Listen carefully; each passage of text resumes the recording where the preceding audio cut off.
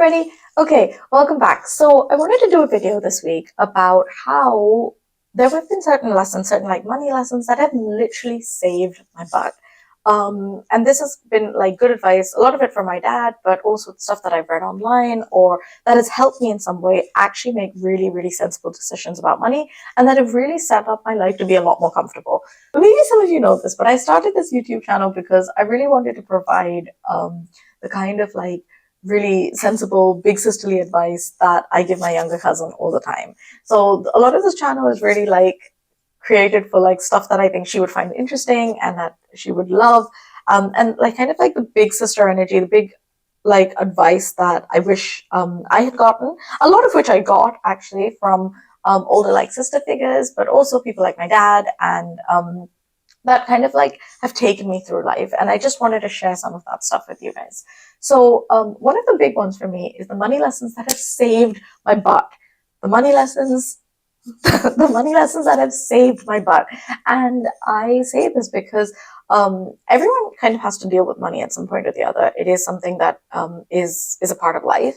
And I really wanted to tell you about some things that have literally helped me day to day so much. I've like taken away so much stress, have given me so much comfort and freedom. And they were just kind of good money lessons that someone taught me when I was very young. So I just wanted to jump into them. Okay, number one, and this one, a big shout out goes to my dad. Like, I really love him, and this piece of advice did come from him, is always pay your credit card off in full. Say it with me now. Always pay your credit card off in full.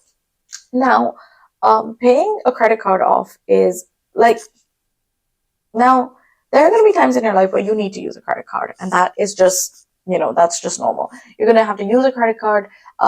It can, especially when you're paying for things like hotels or kind of like larger purchases, when you're not totally sure of like where the vendor is or whatever, it's always a good idea to put certain things on a credit card. So, you might have to use a credit card at some point in your life, but make sure that you can pay off your credit card in full before you make a purchase on there. So especially for things that are like, if it's a holiday or if it's like furniture or something that you can kind of live without, make sure that when you are spending on it, that you have the money in your bank account to pay it off. And the reason for this is because, and I didn't really know this at the time, but it's very easy to incur quite high credit card fees on top of a spend that you make. So, and when you don't pay off your credit card in full, when you just pay off the minimum amount, you accrue quite a high interest rate on the amount of money that's left on the card. And this varies from supplier to supplier, but it can be crazy. And what happens is like over time, this can really compound and you can find yourself drowning in credit. So always, if you put money on a credit card, make sure you have the money in your bank account to be able to pay it off in full.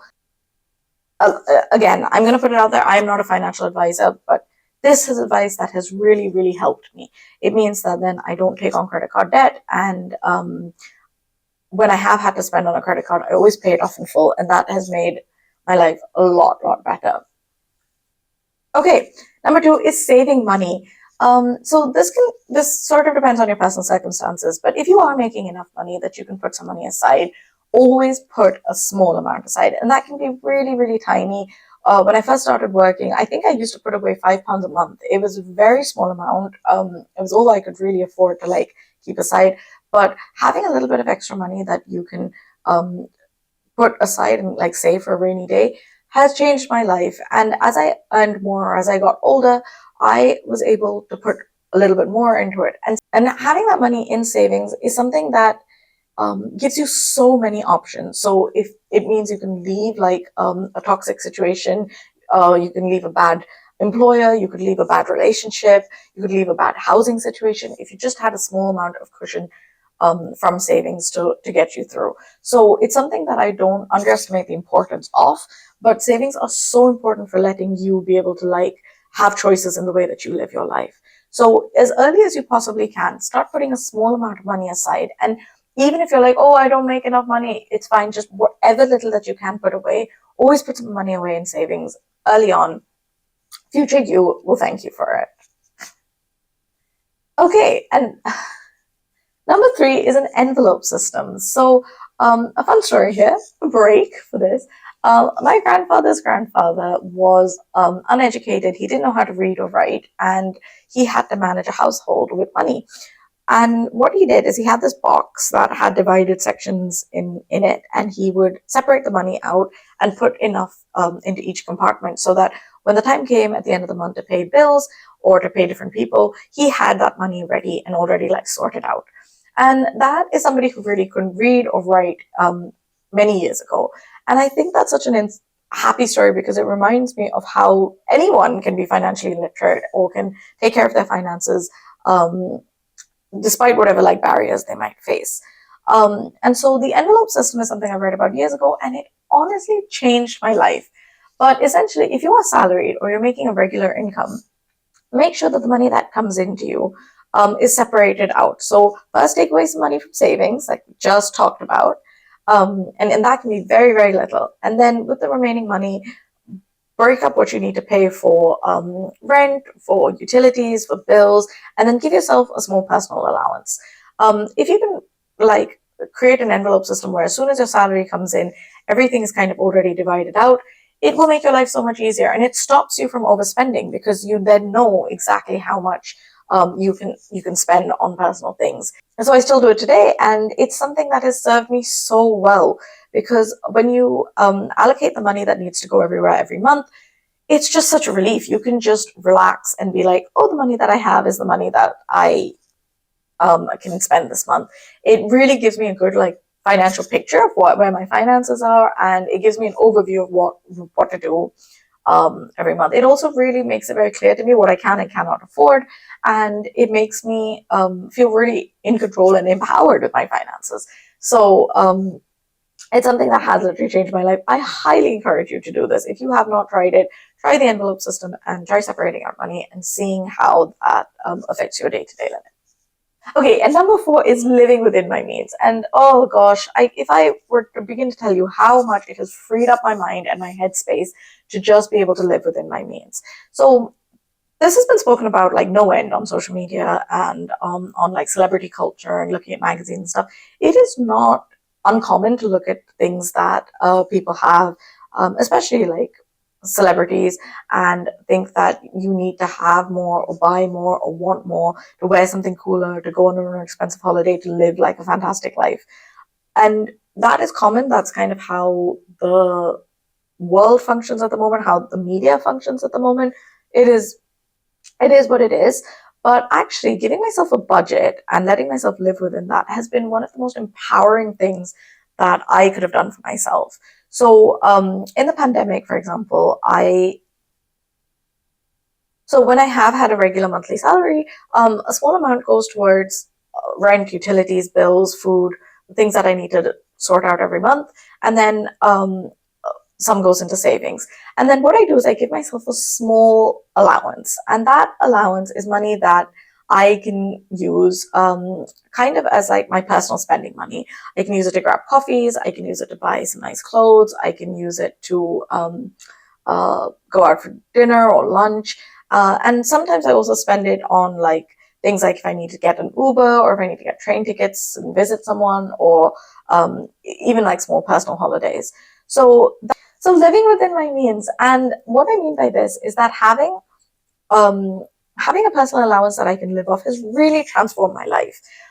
So for example, during the pandemic, I barely left the house like all of us, and so I wasn't spending on the kind of money that I would normally, things like having coffee with people or concert tickets or going out for dinner, the kinds of stuff that I would normally spend out and about. I didn't spend any of that money. And what happened is that money rolled over. And so towards the end of the pandemic, I was able to buy things like a couple of really nice pieces of new clothes, a couple of like handbags, things that I had been saving up and wanting for ages and ages. But the main point is that when you look at online and when you see the way other people live, it is natural to want to live that kind of lifestyle. And there really is no end to like what can make you feel happy. Like you might buy a pair of shoes today, and then a few weeks later you'll see another pair of shoes and be like, oh, I want those shoes. And it's very easy to kind of get into this rhythm of like wanting what people around you have and not really prioritizing what makes you really happy. But I think having a small allowance and like allowing me to live within my means has given me so much freedom. It's actually opened up my mind and it's made me feel like I can make really lavish purchases and buy the things that I really, really want or want to spend my money on without really worrying about the consequences. And but as long as I stay within that little budget, as long as I know that it's from my allowance and it's not spilling into things like my savings or taking away from the money that's supposed to pay for my rent or bills, it means that actually it opens up that creative freedom exists within that budget. And that has been like transformative for me. It's really, really made me feel like I can prioritize buying all the things that I want, that I can live quite lavishly, that I can enjoy my life, and also still be conscious of all of my spending. So live within your means. Like set yourself a budget that you can have fun with, and have fun with that budget. Enjoy that money, but make sure that you stay within that budget, and that for things that are bigger and more expensive, that you save up and you kind of roll that money over. And this kind of leads into my next point, which is saving up for big purchases. So, in the past, when I've wanted to go on like a big holiday or I've wanted to buy something that's quite exciting, I have, as much as possible, tried to save up for those big purchases. And saving in that way has really, really um, given me a huge sense of like it helps me build a lot of patience, but it's also helped me like get a huge amount of satisfaction out of things when you do them. They just feel so much more like, especially when they're like luxury items and things that you can kind of live without.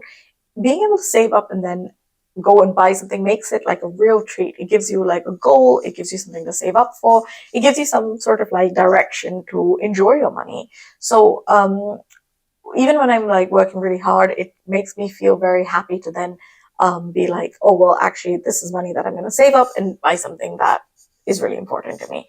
So as much as possible, saving up for really big purchase is actually also a very like Desi mentality. It's something that I've definitely like learned of parents and family, is that save up for the things that you want, and when you want them, then you can only really afford them when you have them saved up. And that's a lot of how like I think Indian parents function, and it's good solid financial advice. And finally, research. We do live in a crazy world of marketing at the moment. So I'll give you this example because I really wanted a new sofa. Oh my gosh, I'm so worried my sofa can hear me, so I don't want to say it loudly. But I'm so worried. Oh my god, can you hear me? So I really wanted a new, but I didn't want my current to know about it. So and I started researching different kinds of sofas, and I was definitely being targeted by this very high-end fancy sofa company that makes bespoke furniture in the UK. And I loved the look, I loved the like style, I liked the like branding of it, and I was really, really excited. And I was like, yes, it's a big purchase. I'm gonna save up for it, but I'm ready. And I went into a showroom and I actually tried out the sofa, and I was like, oh, it just wasn't what I wanted. It wasn't comfortable. It wasn't. Um, it didn't. It wasn't comfortable. It didn't make me feel great sitting on it. I was like, nah, actually, and it took away the like love from what I think I wanted out of the sofa. So essentially, do your research before you make big purchases. Test them out. Try things on. Go in and talk to people. Research them online. Read reviews. When you do then make a purchase, it'll help a little bit in ensuring that the purchases that you do buy are things that you're fairly certain that you really, really want in your life. Obviously, nothing is 100%, and we all get duped from time to time, but it just means that you don't buy things willy nilly that you're then like, and can spend huge amounts of money on and not really feel satisfied by. So, those are my financial tips. I will put a disclaimer in the description of this video. I am not a financial advisor, so this stuff is coming out of good faith. It's stuff that has helped me and that I hope that will help you. I hope that as you earn more money and that you move into like financial futures, that you're able to like separate the psychological and the impact of what people might put on you for finances, from what your own personal needs, wants, hopes, and dreams are. And also enjoy your money. We live in like a crazy world right now. If you've got a little bit of money and you can enjoy it and do the things that you love with it, then by all means go forth. Just remember that actually creating like budgets and systems to manage your money can be very, very exciting and can really like open up your life in a very positive way. Thanks for watching. If you want to hear more like this, please follow my newsletter and the link to which is in the description below. And you can also follow more videos, and please, please, please subscribe to the YouTube channel. Okay, thanks for watching, and I'll see you next time. Bye.